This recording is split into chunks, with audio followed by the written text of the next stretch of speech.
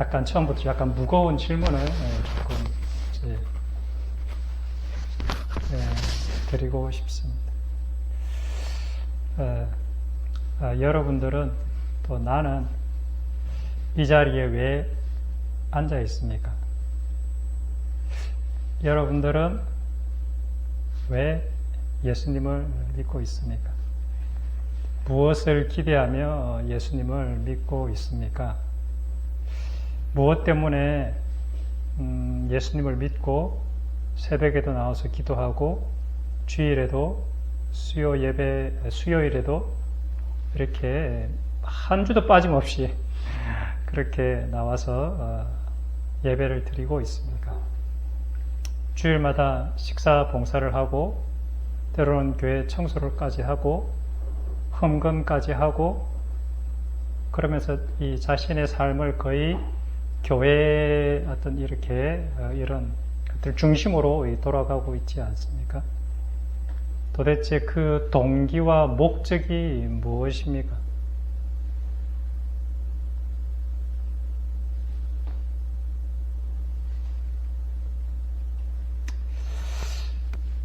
나를 발견한다는 것이 얼마나 어려운 일인지 모르겠습니다. 왜냐하면 이렇게 나를 발견할 수 있는 여건들이 사실은 잘 주어지지 않기 때문에 그런 것 같습니다. 소크라테스도 너 자신을 알아라 이런 간단한 그 문장인데 아마 그가 평생 살아오면서 어떤 내렸던 결론은 어떤 철학을 이렇게 훌륭한 지혜나 지식이나 이런 거를 가르치려고 할 때 실제로 근본적인 문제는 네가 네 자신을 아는 거에서부터 비로소 이렇게 철학이 시작된다. 아마 그런 얘기를 하고 싶지 않았을까 생각이 듭니다. 우리는 내 자신에 대해서 사실은 얼마나 알고 있다고 생각하십니까? 나를 안다는 게 도대체 무엇을 아는 것이 꼭 나를 아는 것입니까? 우리가 이제 나이 드신 어르신들도 계시지만 나이가 들어가면 갈수록 내가 많이 알아가면 알아갈수록 흔히 학자들이 그런 얘기 하지 않습니까? 내가 석사를 따고 박사를 따고 공부를 하면 할수록 뭘 알게 되느냐? 내가 아는 게 거의 없구나, 별로 없구나 라는 것을 안다고 그러지 않습니까? 또 세상을 살아가면서 알아가는 게 무엇입니까? 인생이란 내 뜻대로 되는 것이 하나도 없구나, 내 생각대로 내 계획대로 되어지는 것이 거의 없구나 라는 것을 깨닫는 것 아니겠습니까? 또 세상을 살아가면서 살아갈수록 알게 되고 알게 되는 것이 무엇입니까? 눈에 보이는 물질, 돈, 어떤 외형적인 것보다는 사람들과의 관계라든지 사랑이라든지 보이지 않는 그러한 것들이 훨씬 더 중요하고 가치 있는 것들이구나 라는 것을 혹시 깨닫는 것은 아닙니까? 이러한 삶의 질문들이나 이러한 것들에 대해서 많은 인생의 선배들은 그에 대한 해답을 찾고자 이렇게 노력해 왔습니다. 도대체 인생이란 뭐냐? 나라는 존재는 도대체 누구냐? 내가 어떻게 할 때 행복한 거냐? 인간이 행복해지려면 도대체 무엇을 해야 하느냐? 나는 어디서 와서 어디로 가는 거? 이에 대한 고민들을 어쨌든 우리 선배들이 열심히 했습니다. 지금도 하고 있죠. 유튜브에 딱 틀면은 여기에 대한 주제들을 논하는 영상들도 되게 많이 있습니다. 그런데 그들이 찾고 찾은 해답이 혹시 무엇인지 아십니까? 사실은 해답을 찾았어요. 무엇이 사람을 가장 기쁘게 하고 무엇이 가장 사람을 가치 있게 하고 무엇이 가장 사람을 의미 있게 하는지 그 해답을 사람들이 찾았어요. 혹시 무엇이라고 생각하십니까? 무엇일 것 같습니까?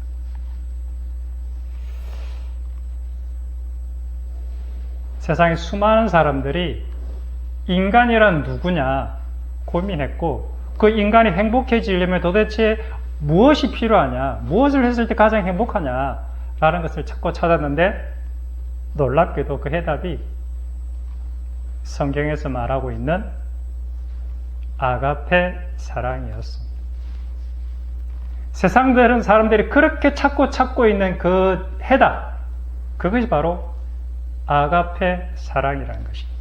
인생의 행복의 비결, 세상 사람들이 꿈꾸는 행복한 삶의 비결이 바로 아가페 사랑이라는 것입니다. 남을 진정 기쁘게 하면 네가 기쁘다, 네가 행복하다, 이것이 진리다 라고, 이것이 진짜 너의 행복이다 이렇게 말하는 것이죠. 동의하십니까? 네, 진짜 그래요. 진짜 남을 행복하게 하면 내가 행복해져요. 경험이 없으십니까? 우리 크리스찬들도 말합니다. 네가 대접받고 싶은 대로 너도 그렇게 남을 대접해라.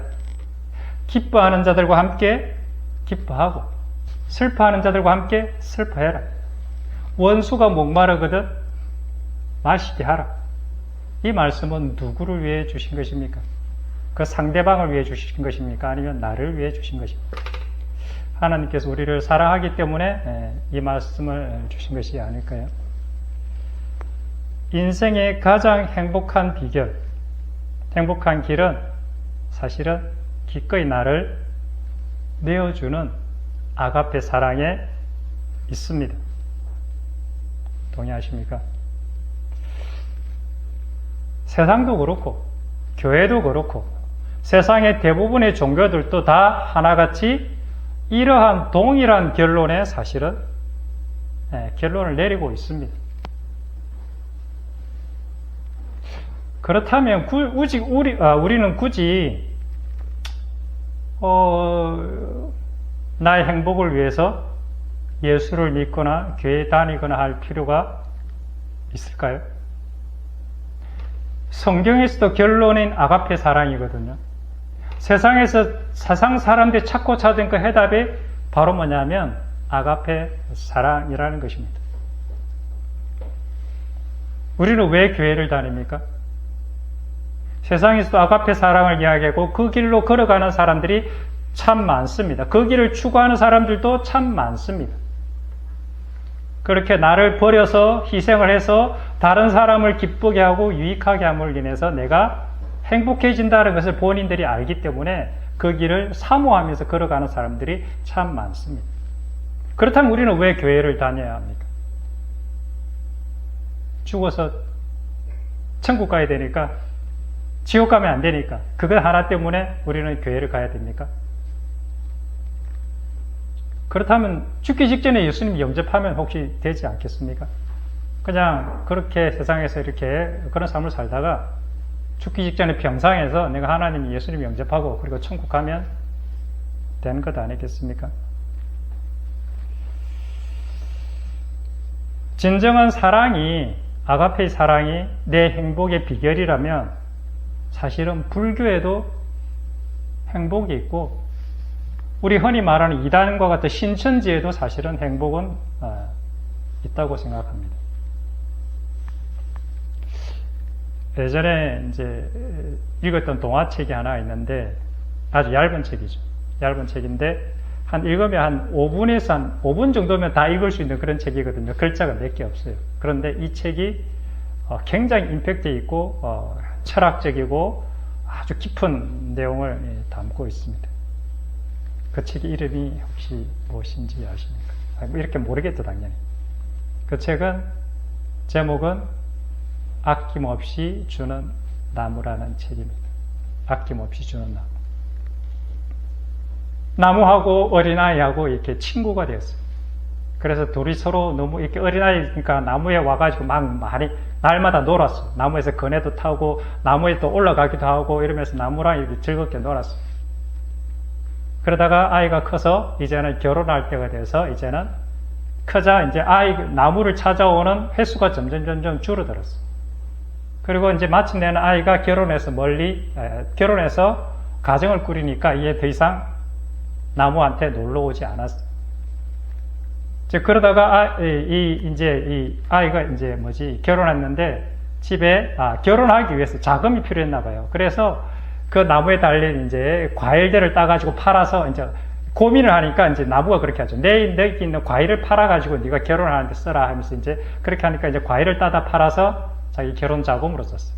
그러다가 또 어느 날 애가 이제 이렇게 시무룩해가지고 이제 우연히 찾아왔는데 왜 그러냐 하니까 집에 이제 우리 애기가 낳는데 애기한테 만들어줄 나무 침대를 만들어야 되는데 내가 돈이 없다 하니까 그러면 나를 배워가지고 그것으로서 애기 침대를 만들어서 그렇게 써라 이렇게 했어요. 그래서 나무를 이렇게 싹둑 베어가지고 이제 가버렸어요.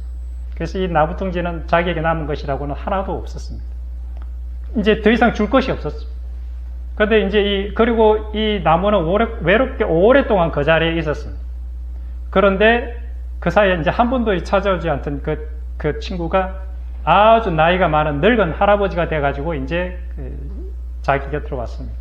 이제는 자기 곁에는 사람들이 다 떠나고 나는 혼자 있다. 그러면서 나는 우리 권사님도 무릎 아프시잖아요. 나 무릎도 아프고 허리도 아프고 그래서 너무 지친다. 그러니까 그러면 좋은 수가 있다고. 내가 너한테 줄 건 아무것도 없지만 이 밑둥 하나 이게 남아있다고. 이 밑둥 위에 앉아서 네가 참 쉬면 참 너무 좋겠다. 그래서 그렇게 이제 이야기를 이렇게 마치는 그런 동화입니다.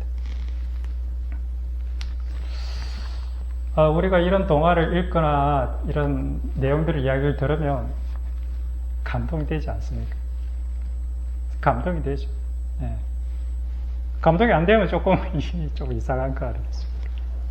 남을 돕고 베풀고 나누고 희생하고 섬기는 행위들, 물론 이러한 것들은 기독교 안에서 활발하게 지금도 여전히 그것을 추구하고 있고 그렇게 행하여지고 있는 것들입니다. 그러나 이러한 행위들은 우리 기독교 못지않게 세상의 사회 단체들도 더 조직적으로 체계적으로 그렇게 사회에 봉사하고 자기 그 재능을 기부하고 그리고 심지어 이단들까지도 하나님의 교회에서는 마약 퇴치 운동 이렇게 본부라든지 이런 것을 만들고 신천지에는 봉사단 같은 걸 조직해서 사회에 대해서 우리는 나쁜 사람들이 아니에요. 우리는 이렇게 착한 사람들이에요. 라고 이렇게 어필을 하고 있는 그러한 부분들을 얼마든지 볼 수가 있습니다.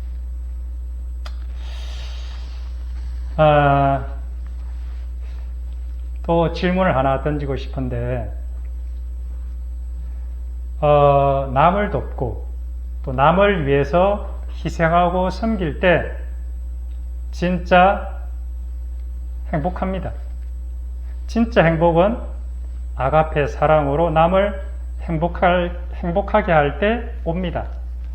라고 제가 만약에 이렇게 이 자리에서 메시지를 전했다면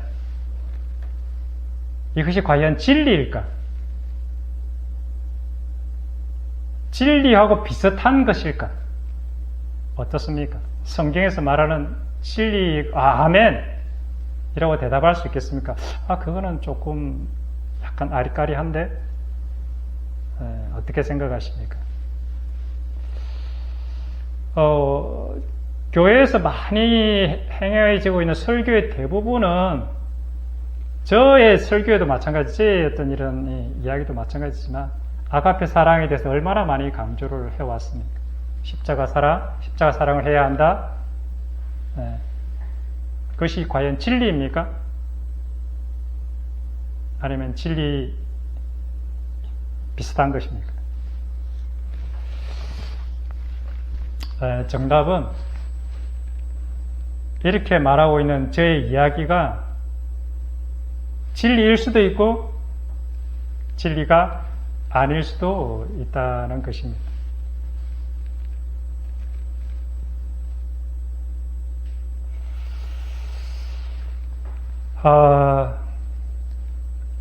우리 눈으로 보기에는 너무나도 아름다운 사랑의 모습이 내 앞에 펼쳐진다 할지라도 그것이 진리일 때가 있고 그것이 진리가 아닌 진리와 비슷한 것일 때가 있는 것입니다.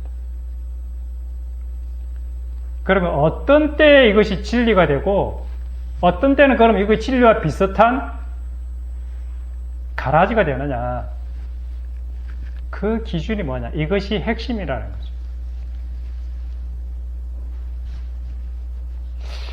어떨 때 정말 아름답게 보이는 그들의 구제와 그들의 그 아가페적인 사랑, 나를 희생해 가면서 섬겨지는 우리 어머니의 사랑, 예를 들면 우리 아버지의 사랑, 자식을 사랑하는 그 희생적인 사랑 보면 눈물 나지 않습니까?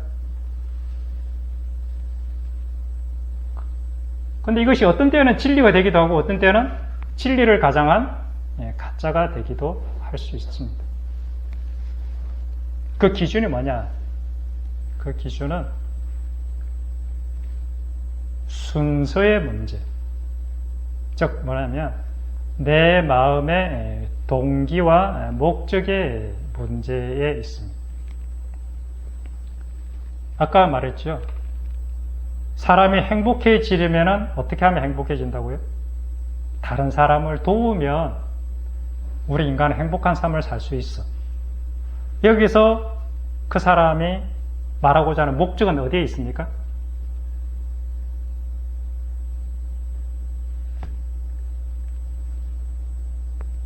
그 사람이 말하고자 하는 진짜 목적이 무엇입니까? 여러분이 행복해지려면 무엇을 하라는 것입니까?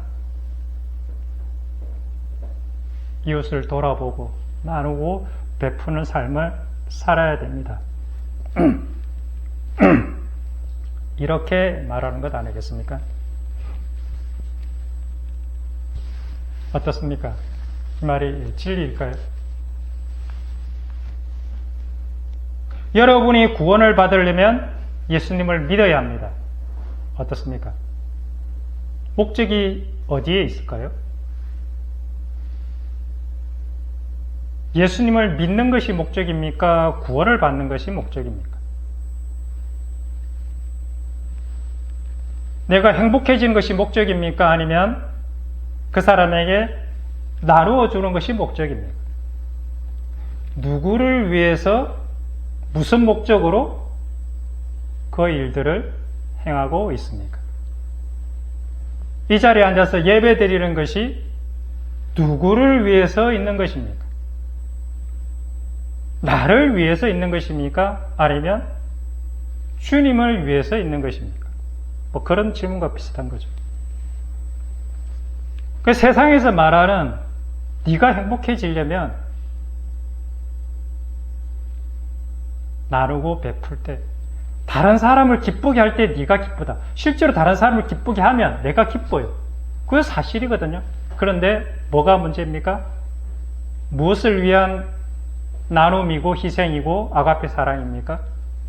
결국은 내가 기쁘자고 다른 사람을 나의 기쁨을 위한 도구와 수단으로 사용하고 있다는 것이죠. 근데 세상 사람들이 볼 때는 그것이 너무 아름다워요. 사실은 그렇지 않습니까?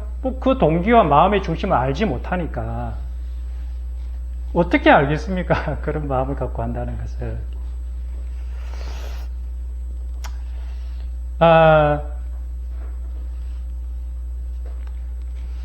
그래서 내가 행복해지기 위해서 내가 희생하고 섬기고 베풀고 나누려 할 때 그것은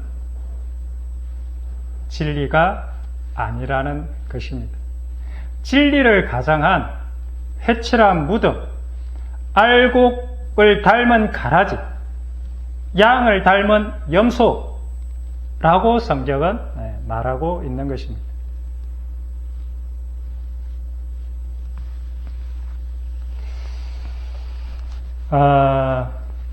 우리는 대부분, 저도 옛날에 그랬죠. 지금도 물론 그런 부분이 아예 없다? 글쎄요. 그런 거는 뭐 장담하기는 어렵겠지만, 어쨌든, 본질은 내가 행복해지고 싶기 때문에, 내가 좀, 뭐라고 그럴까, 이렇게 잘 되고, 내가 뭔가 좀 의미 있고, 가치가 있는 존재가 되고 싶기 때문에, 저는 예수님을 믿었던 것 같아요. 성경도 읽고 기도도 열심히 하고 그랬던 것 같습니다. 그런데 이러한 것이 바로 진리를 가장한 가짜고 가라지라고 성경은 이야기하고 있는 것입니다. 이것을 성경에서는 우상 숭배라, 육체의 정욕이라, 육체의 탐심이라 이렇게 부르고 있습니다. 한마디로 이것이 바로 뭐냐면 율법이요 종교다 라는 것이죠. 그래서 성경에서는 이런 말씀들이 이렇게 나오고 있습니다. 출애굽기 20장 4절에 보면 10계명입니다. 제1계명에 2계명이군요. 너는 너를 위하여 새긴 우상을 만들지 말라. 너를 위해서, 너의 행복을 위해서, 너의 만족을 위해서 하나님을 도구로, 수단으로 삼지 마라. 그것이 곧 우상이다. 사실 저는 옛날 종교생활, 신앙생활을 보면 사실은 제 속에 우상을 섬기고 있었던 거죠. 신명기 16장에는 내 하나님 여호와를 위하여 쌓은 제단 곁에 어떤 나무로든지 아세라상을 세우지 말며 자기를 위하여 주상을 세우지 말라. 내 하나님 여호와께서 미워하시느니라. 우리는 이 성전에 앉아 있으면서 이 성전에다가 아세라상, 바알상 그것을 이스라엘 백성들이 세웠어요. 근데 그것을 무엇을 상징하느냐? 내 안에 똑같이 나를 위해서 세운 또 다른 우상이 있다는 거예요. 하나님의 성전 안에.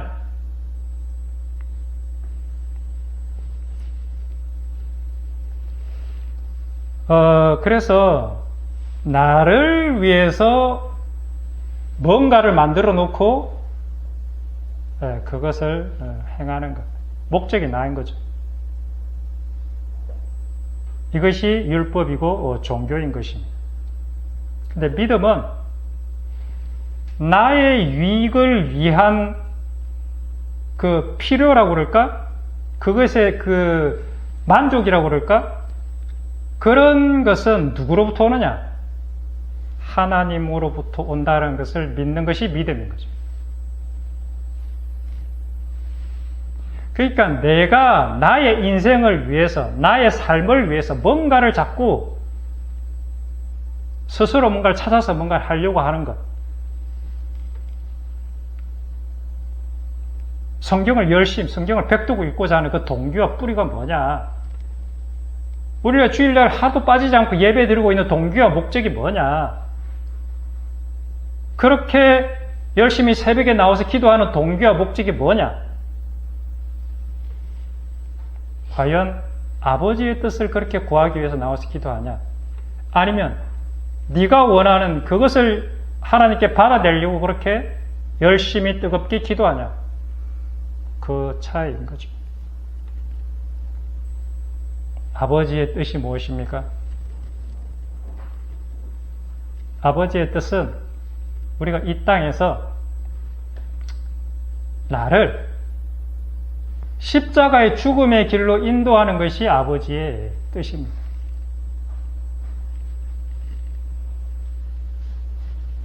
날마다 자기를 부인하고 자기 십자가를 지고 나를 따라오라고 그랬는데 하나님께서는 우리를 그냥 이렇게 홍해를 건넌 다음에 바로 이렇게 가나안으로 안 들어가고 광야길로 틀지 않습니까?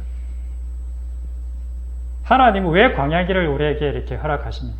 그것은 광야에서 우리의 육체가 완전히 죽어 없어지고 하나님만 의지하는 법을 배우도록 하기 위해서 우리를 광야의 길로 인도하는 것입니다. 우리가 하는 기도는 뭐냐? 광야에서 하나님 배고파요. 하나님 죽겠어요. 하나님 이러려고 내가 예수님 믿겠어요. 그런 거 비슷한 거죠. 우리 기도는. 대부분의 기도는 그렇습니다. 그런데 하나님이 그 기도를 물론 들어주시긴 하죠. 그런데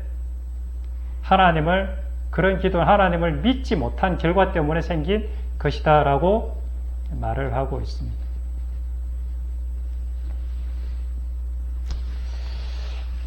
율법이 무엇인지, 종교가 무엇인지 아는 것은 너무 중요합니다.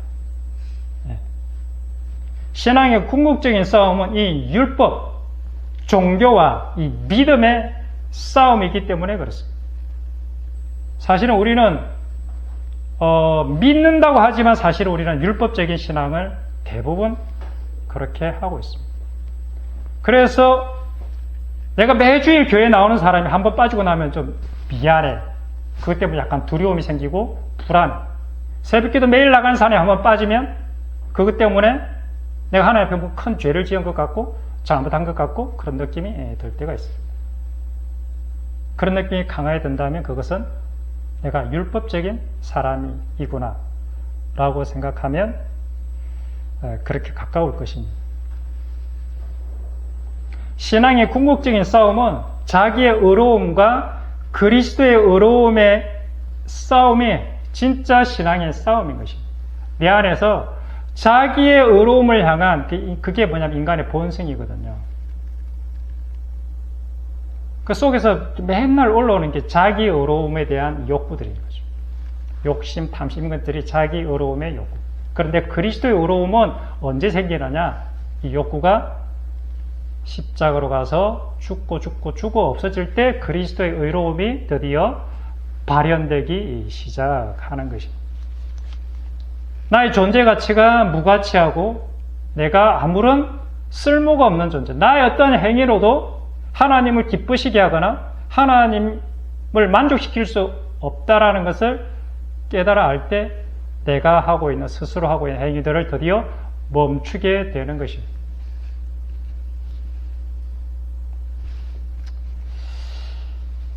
우리가 거듭나야만 하는 이유가 혹시 무엇이라고 생각하십니까? 우리는 왜 거듭나야 합니까? 우리는 왜 거듭나지 않으면 하나님 나를 볼 수도 없고 알 수도 없고 들어갈 수도 없다. 왜 그럴까요? 그것은 우리가 거듭나기 전에는 그 아가페 사랑을 위한 동기가, 그 뿌리가 결코 바뀌어지지 않기 때문에, 인간이 원래 죄인으로 태어났기 때문에 거듭나기 전에는 이 죄의 뿌리가 결코 없어지지 않기 때문에 그렇습니다. 자아의 만족, 자기 행복이라는 그 욕구 위에 우리가 모든 행위들을 행하고 있기 때문에 이 욕구가 사라지지 않는 한 그가 하고 있는 모든 행위들은 다 죄인 거죠.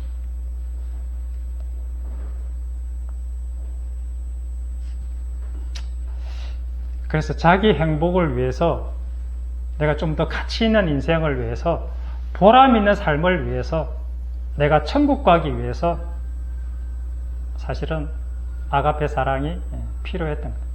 남을 도와주고 베풀고 사랑하고 있는 궁극적인 목적은 나의 만족, 나의 기쁨이라는 거죠. 그래서 그런 것이 없을 때는 별로 그런 사랑하고 싶은 생각들이 싹 사라지는 것입니다. 내가 희생하는 아가페 사랑을 사실은 세상적인 용어로 좀 더 쉽게 표현하자면 예절, 예의, 배려, 섬김, 이런 용어로 사실은 대체할 수 있습니다. 사실 이러한 예의, 예절, 배려, 섬김은 사실은 타인을 위한 것 같지만 궁극적으로는 누구를 위한 거냐? 자기 자신을 위해서 그렇게 하는 거죠. 왜냐하면 내가 그렇게 할 때 남도 그렇게 할 거고 그러면 나도 편하니까. 나에게 이익이 되기 때문에 내가 조금 힘들더라도 예의를 차리고 그리고 이렇게 배려하고 그렇게 하는 거죠. 만약에 예의를 지키는 것, 예절을 갖추는 것, 법을 이렇게 그렇게 하는 것이 나에게 진짜 하나도 도움이 안 된다. 뭐 억지로 그것을 하라 그러면 어떤 일이 벌어지겠습니까?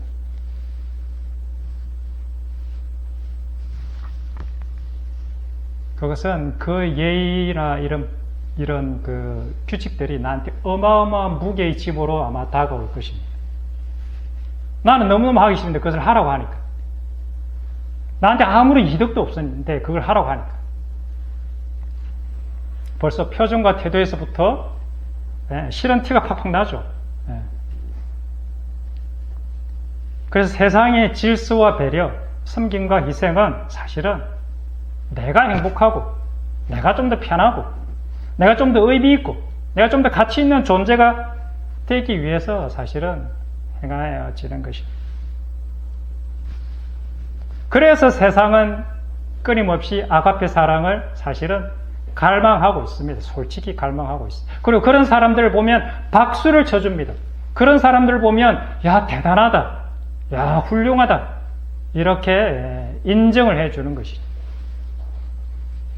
그런데 궁극적으로 나의 만족을 위한 그러한 나눔과 사랑, 이것이 바로 우상 숭배라는 것입니다.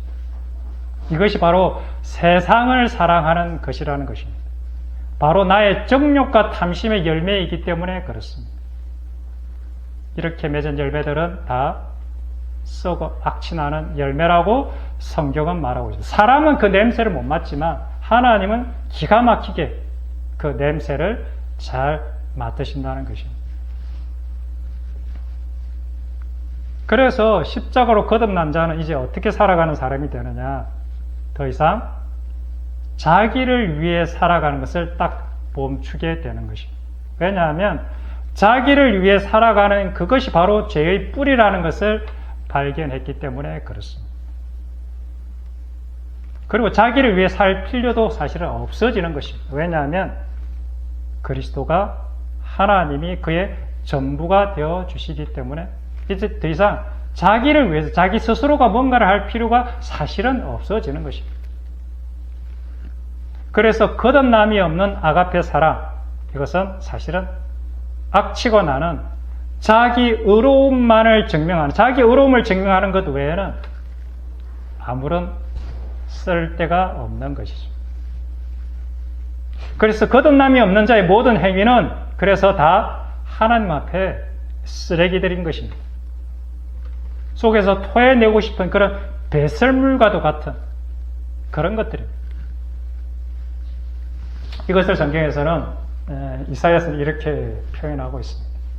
이사야 64장에 보면 무릇 우리는 다 부정한 자 같아서 우리의 의는 다 더러운 옷 같으니 우리는 다 잎사귀같이 시들므로 우리의 죄악이 바람같이 우리를 몰아가나이. 우리가 행하고 있는 이러한 어려움들은 다 뭐예요? 더러운 옷이다. 배설물이다. 쓰레기. 왜? 내가 이러한 어려움을 행하려고 했기 때문에. 왜 그런가? 만물보다 거짓되고 심히 부패한 것은 마음이라. 누가 너의 일을 알리요? 누가 알고 있냐? 우리는 알고, 나는 알고 있나? 내 속에 만물보다 심히 거짓되고 부패한 이 마음을 소유하고 있는 내가 얼마나 부패하고 썩었는지 나는 알고 있나? 그 얘기죠. 나 여호와는 심장을 살피며 폐부를 시험하고 각각 그 행위와 그 행실대로 보응하나니. 이다 신약에 나오는 말씀 아닙니까? 이 예레미야 17장인데 이 말씀이 똑같이 신약에 나오는 말씀입니다. 세번역으로 보면 만물보다 더 거짓되고 아주 썩은 것은 사람의 마음이니 누가 그 속을 알 수 있습니까? 각 사람의 마음을 살피고 심장을 감찰하며 각 사람의 행실과 행동에 따라 보상하는 것이 바로 나 주다. 이렇게 말씀하고 있습니다. 내 마음 안에 무엇이 들어있는가? 누구를 위해서 나는 이 자리에 있는가? 누구를 위해서 나는 성경을 읽고 누구를 위해서 내가 기도를 하고 있는가? 그래서 내 마음속에 무엇이 들어있는지를 우리는 깊이 알아요. 그래 내 마음속에 선한 것이라고는 내가 뭔가 의지적으로 할 수 있는 것이라고는 하나도 없구나라는 그 절망을 깨달아야 아 내가 지금까지 헛 인생을 살았구나. 나는 나의 나름대로 신앙생활을 한다고 했는데 다 가짜였구나. 그걸 깨달아야 비로소 십자가가 보이기 시작하는 것입니다. 그 십자가의 용서가 어떠한 용서인지, 그 십자가의 사랑이 어떠한 사랑인지를 알아야, 그리고 그 십자가의 사랑이 들어와야 이제는 나의 의가 아니라 그리스도의 의가 나가는 그 놀라운, 정말 거듭남의 그 놀라운 기적을 비로소 그때 경험할 수 있습니다. 그래서 하나님께서 어떻게 하냐면 그 사람의 행실과 행동을 감찰하신다고 했어요. 그 뭘 감찰하시느냐? 행동 그 자체를 감찰하는 것이 아니라 그 사람의 마음을 살피고 심장을 감찰한다. 그 사람의 동기, 목적, 왜 그 일을 하는지를 내가 살피겠다. 너를 위해서 나를 도구로 써먹느냐? 너의 목적을 위해서 너 이웃을 도구로 써먹느냐? 너의 자랑을 위해서, 너의 존재의 증명을 위해서, 너의 뿌듯함을 위해서 가난한 사람들에 나눠주는 것을 네가 이용해 먹느냐? 아니면 진짜 그 영혼이 네 마음속에 불쌍해서 그렇게 아무런 조건 없이 그냥 섬기고 나눠주느냐? 그걸 보시겠다는 거죠. 그래서 아무런 조건 없이 그냥 생각 없이 나눠주는 거죠. 그냥 주게 되죠. 그러면 그 사람이 이것을 들고 이게 뭐냐고 나한테 가져올 때는 이 더러운 거 가져오지 말고 좀 새 거 가져오라고 이렇게 그 사람이 나를 받아치더라도 내 마음은 어떻게 하냐? 고요하고 평안한 거죠. 왜냐면 내 마음은 진실하니까. 어떤 조건이나 기대가 없으니까.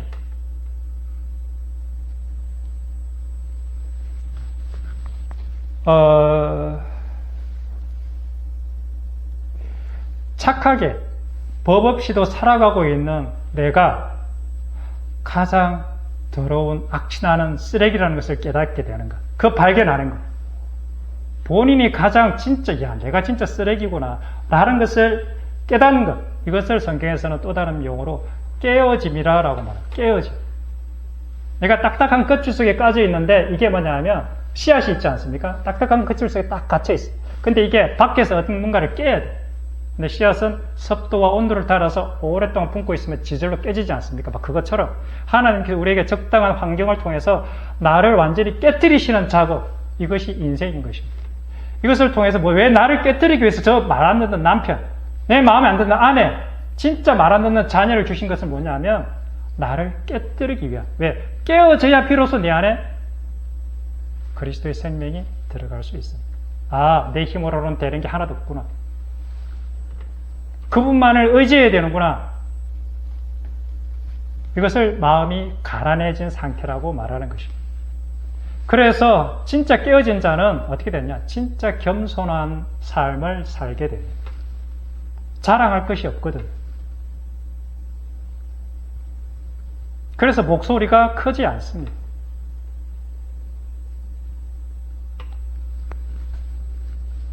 근데 이 깨어짐은 내가 그걸 원한다고 해서 내가 깨어지는 게 아니에요. 스스로 내가 나를 깰 수가 없어요. 밖에서 무언가가 틀림없이 나를 깨야 돼. 밖에서 깨야 돼. 그러니까 이게 힘든 거예요.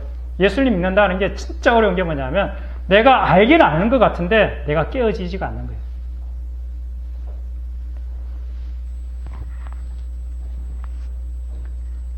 그래서 외부에서 나라와 나의 존재를 박살내는 게 그게 뭐냐? 예수 그리스도의 십자가의 반석, 예수 그리스도의 반석, 돌이죠. 누가복음 20장에 그들을 보시면 이르시되 그러면 그 기록된 바 건축자들이 버린 돌이 모퉁이의 돌이 되었다함을 어찌미냐? 무릇 이 돌 위에 떨어지는 자는 깨어지겠고 이 돌이 사람 위에 떨어지면 그를 가루로 만들어 흩으리라. 이게 복음입니다. 그러니까 두 가지 방법이 있는데 내가 그리스도 위에 내가 부딪혀서 내가 깨지든지 아니면 그리스도가 날라와서 나를 깨뜨려 버리든지 이게 뭐냐면 하나님이 나를 찾아오신 것과 내가 하나님을 찾아가는 방법이 사실은 두 가지가 다 있는 것이죠. 그러니까 이것을 들어서 복음을 알아서 알기는 알겠는데 안 돼. 그럼 하나님 그리스도에 그냥 부딪히는 거죠. 그래서 하나님 말씀을 탐구하고 연구하고 묵상하고 하나님 앞에 기도하고 부르짖고 해서 하나님이 내가 부딪혀서 내가 깨져 버리든지 아니면 내 주변의 환경을 통해서 하나님이 내가 어찌할 수 없는 정말 기가 막힌 환경을 통해서 하나님 나를 완전히 박살내버리든지 그래야 깨어지는 거죠.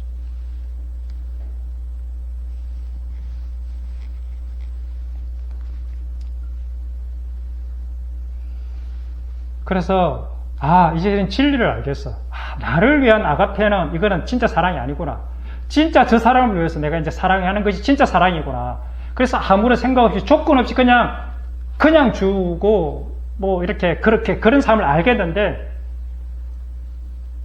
그런데 내가 그런 삶을 알아서 그렇게 살고 싶은데 그게 안 돼.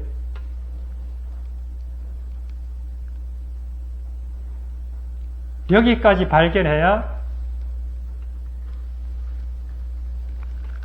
인간이 어떠한 존재인지를 알게 되는 거죠. 아, 내 안에 진짜 선한 것이라고는 하나도 없구나.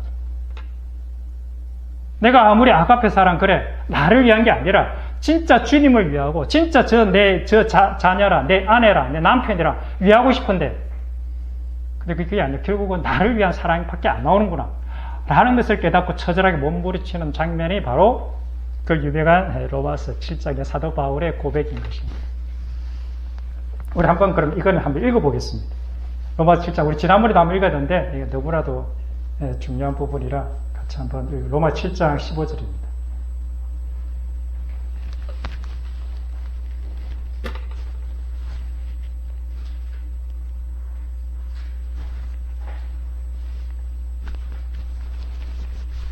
그래서 로마서 7장을 통과해야 비로소 로마서 8장의 그 아름다운 엄청난 그 영광의 그 길들이 우리에게 주어지는 것입니다. 로마서 7장을 통과하지 않으면 로마서 8장이 없는 거죠. 로마서 7장에 한번 보겠습니다. 7장 15절에서 24절입니다. 다 같이 한번 읽어보겠습니다. 내가 행하는 것을 내가 알지 못하노니 곧 내가 원하는 것은 행하지 아니하고 도리어 미워하는 것을 행함이라. 만일 내가 원하지 아니하는 그것을 행하면 내가 이로써 율법이 선한 것을 시인하노니 이제는 그것을 행하는 자가 내가 아니요 내 속에 거하는 죄니라. 내 속 곧 내 육신에 선한 것이 거하지 아니하는 줄을 아노니 원함은 내게 있으나 선을 행하는 것은 없노라. 내가 원하는 바 선은 행하지 아니하고 도리어 원하지 아니하는 바 악을 행하는도다. 만일 내가 원하지 아니하는 그것을 하면 이를 행하는 자는 내가 아니요 내 속에 거하는 죄니라. 그러므로 내가 한 법을 깨달았노니 곧 선을 행하기를 원하는 나에게 악이 함께 있는 것이로다. 내 속사람으로는 하나님의 법을 즐거워하되 내 지체 속에서 다른 한 법이 내 마음의 법과 싸워 내 지체 속에 있는 죄의 법 아래로 죄의 법으로 나를 사로잡는 것을 보는도다. 오호라, 나는 곤고한 사람이로다. 이 사망의 몸에서 누가 나를 건져내랴. 네. 마음에 와 닿습니까? 이것이 진짜 내 가슴에 그렇구나 라고 와닿아야 비로소 그리스도의 십자가, 로마서 8장 1절 2절이 가슴에 확 예수 그리스도 안에 있는다는 게, 예수 그리스도 안에 있는 생명의 성령의 법이 죄와 사망의 법에서 나를 해방했다는 이 놀라운 복음의 무엇인지 직접 몸소 체험하는 거죠. 머리로 깨닫기도 하지만 일단 몸소 체험하는 거죠. 내가 원하는 바 선은 행하지 아니하고, 그러니까 내가 원하는 진짜 아가페 사랑은 내가 행하지 아니하고, 내가 원하지 않는 바 악이 뭡니까? 나를 위한 그 사랑은 하고 있더라. 그거 아닙니까? 자기 의로움을 위한 사랑은 하고 있더라. 율법을 지키고 그런 것들은 내가 하고 있더라. 결국은 나를 위한 사랑이었다. 그런 거 아니겠습니까? 그러나 내가 원하지 아니하는 것을 하면 그것은 내가 아니요. 내 잘못이 아니다. 누구 때문에? 내 속에 있는 죄 때문에. 아담이 물려준 그 죄 때문에 내가 어쩔 수 없다. 그것이 내 안에 육체에 갇힌 한계다. 육을 가지고 있는 이상 이 육으로부터 벗어나지 않고서는 결코 이 육에서 벗어날 수 있는 사람이 없다. 그래서 한 법을 깨달았다. 한 가지 원리를 깨달았다. 내가 선을 행하기를 원하는, 진짜 사랑을 하기를 원하는 나에게 뭐가 있느냐? 가짜 사랑이 같이 있더라. 나를 너를 위해서 진짜 해주고 싶은데 그것을 깊이 파고 들어가 보니까 그것은 결국은 이기적인 동기에서 생긴 난 사랑이었구나. 이런 거죠. 그래서 내 속 사람으로는 하나님의 법, 진짜 사랑을 하고 싶어. 그런데 내 지체 속에 있는 다른 내 육신을 갖고 있는 육체의 욕망이 갖고 있는 이 법이 내 마음에 복과 싸워서 널 누가 이기느냐? 나를 위한 것으로 결국은 귀결되더라. 이것이 모든 인간의 실상인 거죠. 그래서 오호라 나는 곤고한 사람이로다. 이 사망의 몸에서 누가 나를 끄집어내려. 그래서 그 끄집어내는 방법이 뭐냐? 그리스도의 반석 위에 내가 깨지든지, 내가 그리스도의 돌에 부딪혀서 내가 깨져버리든지, 둘 중에 하나가 돼. 내가 깨져서 가루가 돼요. 그래서 깨져야 육신의 존재에서부터 비로소 풀려나. 그것이 죄사함이죠. 나를 묶고 있는 그 단단한 껍질에서 풀려나는 거죠.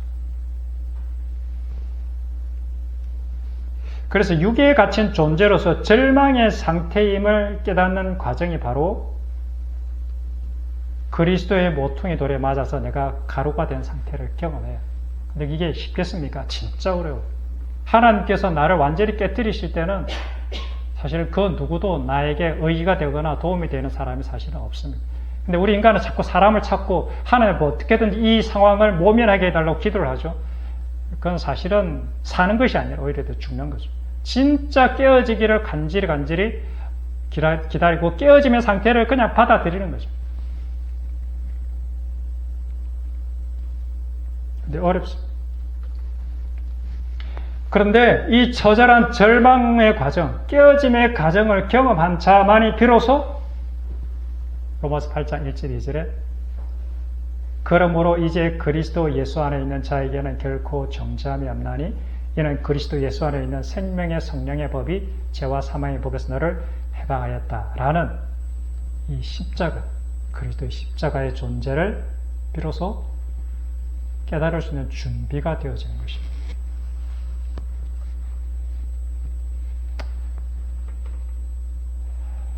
그래서 많은 크리스찬들이 머리로는 복음이 무엇인지 다 알아요. 다 설명할 수 있습니다.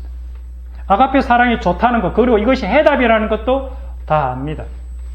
나도 고린도전서 13장의 말씀처럼 그렇게 사랑하며 살아가고 싶고 살아갈 소망이 있습니다.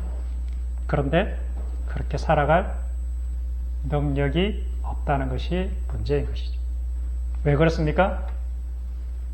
성령님이 없기 때문에 그렇습니다. 왜 성령님이 없습니까? 내 자아가 완전히 박살나지 않아서 그렇습니다. 내가 십자가로 완전히 박살나야, 가루가 되고 죽어야, 내가 죽어서 다시 태어나지 않고서는 이 죄의 문제를 해결할 방법이 없기 때문에 그렇습니다. 그래서 로마서 7장 앞부분에 결혼한 부부에 대한 예화가 있는 것입니다. 내 남편이 죽어야 비로소 나는 그 남편의 법에서 해방되거든요. 그 남편의 법이 뭡니까? 그 육신의 법이거든요. 그러니까 육체가 죽어야 비로소 육체로부터 해방이 되어지는 것입니다. 이것이 십자가입니다.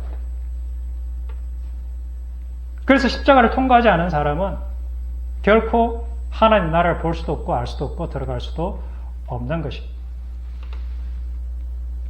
십자가를 만나지 않고서는 인간은 결코 아가페 사랑을 알 수도 없고 행할 수도 없게 되는 것입니다. 그래서 세상 사람들이 하는 사랑의 행위들, 그리고 그것들과 진정한 거듭난 크리스찬이 하고 있는 사랑의 행위들과는 그 본질이 다르고 그 뿌리가 다르기에 그 맛의 깊이, 그 맛의 향기, 그 완전히 차원이 다른 열매가 맺혀지게 되는 것입니다. 가시나무 같던 내가, 맨날 사람을 찔러대기만 했던 내가 이제는 완전히 죽어서 포도나무로 거듭나서, 무화과나무로 거듭나서 비로소 포도 열매, 맛있는 무화과 열매가 맺혀지게 되는 것입니다. 이 근본적인 차이가 바로 심판의 날 오른편에 있는 양들과 왼편에 있는 염소들을 가르는 기준이 되는 것이다. 저는 그렇게 믿습니다. 그러니 우리가 어떻게 이 십자가를 만나지 않고 복음을 이야기할 수 있고 신앙을 이야기할 수 있겠습니까? 그래서 이런 얘기하면 사실은 별로 안 좋아하고 욕받고 그런데 그럼에도 불구하고 하나님께 제게 깨닫게 해주신 것이니까 나누시고 한번 생각해 보시라고. 진짜 저 사람이 한 이야기가 진짜 성경에 있는 이야기인지 생각해 보셔서 진짜 크리스찬, 그냥 가짜 크리스찬 말고 예수 믿는데 그런 사람 되어야 되지 않겠습니까? 기도하겠습니다.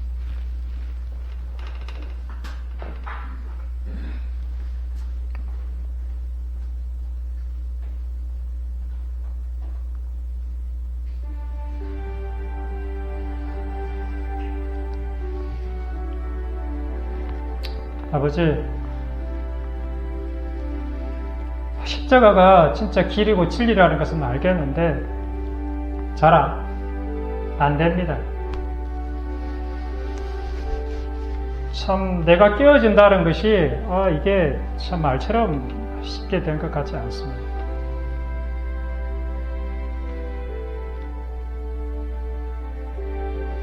그런데 진리는 분명하다고 저는 믿습니다. 내가 깨어지지 않으면, 네가 죽지 않으면, 너를 위해서 네가 스스로 뭔가를 행하고자 하는 그 모든 것들을 내려놓지 않으면 성령 하나님은 결코 우리 마음에 들어오셔서 나를 다스릴 수가 없다라는 것입니다. 내가 완전히 죽어야, 물속에 들어가서 완전히 장사가 지내져야 비로소 하늘에서 문이 열리고 하늘의 성령이 비둘기처럼 내려와 내 마음 안에 임재하셔서 그분이 비로소 나를 다스리시고 이끌어 가실 것입니다. 성령께서는 우리를 화려한 길로, 세상 사람들이 보기에 멋진 길로 그렇게 결코 인도하지 않습니다. 성령님께서는 우리를 아무도 없는 광야의 길로 내몰아 가십니다. 그곳에는 먹을 것도 없고 그냥 야생 짐승들, 춥고 배고프고 쓸쓸하고 고독하고 그곳에서 우리를 시험하시는 것입니다. 우리를 단련하시는 것입니다. 네가 진짜 나만을 의지하느냐? 네가 진짜 나를 믿고 신뢰할 수 있느냐? 아무것도 보이지 않을 때, 네가 절망 가운데 빠져 있을 때 내가 너를 사랑한다는 것을 믿을 수 있느냐? 이것을 물으시는 것입니다.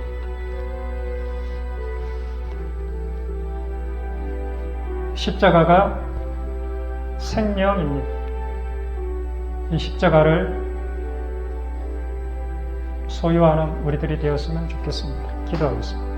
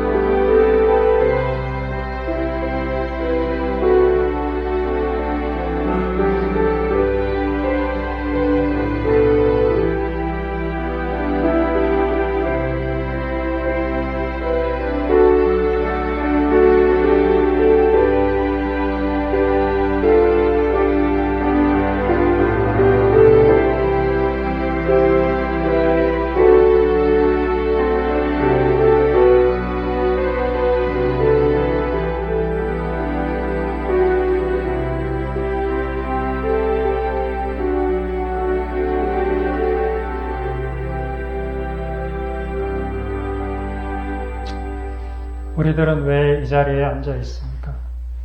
우리들은 왜 예수님을 믿고 있습니까? 무엇을 기대하며, 무엇을 바라며 예수님을 믿고 있습니까? 도대체 그 동기와 목적은 무엇입니까? 아버지, 내 속에 무엇이 들어있는지 발견하게 해주십시오. 이것을 발견하기가 참 어렵습니다. 하나님께서 우리를 낮추실 때 그것을 묵묵히 받아들이고 견뎌낼 수 있도록, 하나님께서 우리에게 수치와 모욕을 당하게 하실 때 그때 잠잠히 그냥 그 자리에 머물며 그것을 다 받아내고 수용할 수 있도록, 그래야 내 안에 그동안 감추어져 있었던 나의 이 더러운 욕구들이 보이기 시작하는 것입니다.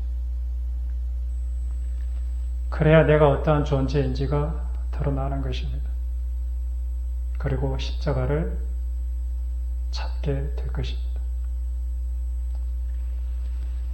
그 십자가를 발견한 자는 그곳에서 그리스도와 함께 죽어서 이제는 더 이상 과거의 나는 없어지는 것입니다. 그리고 그리스도와 함께 다시 살아나서 이제는 그리스도를 닮은 새로운 나로서 서게 되는 것입니다. 그래서 이제는 나의 사랑, 나를 위한 사랑이 아니라 그리스도의 사랑, 그리스도를 닮은 그 사랑으로 진짜 아가페 사랑이 나오게 되어지는 것입니다. 이런 사람을 우리가 크리스찬이라고 부르는 것입니다. 우리 모두가 이런 크리스찬이 되었으면 좋겠습니다. 하늘에 계신 우리 아버지 이름이 거룩히 여김을 받으시오며 나라가 임하시오며 뜻이 하늘에서 이루어진 것 같이 땅에서도 이루어지게 하소서. 오늘 우리에게 일용할 양식을 주시고 우리가 우리에게 잘못한 사람을 용서하여 준 것 같이 우리 죄를 용서하여 주시고 우리를 시험에 빠지지 않게 하시고 다만 악에서 구하소서. 나라와 권능과 영광이 영원히 아버지의 것입니다. 아멘.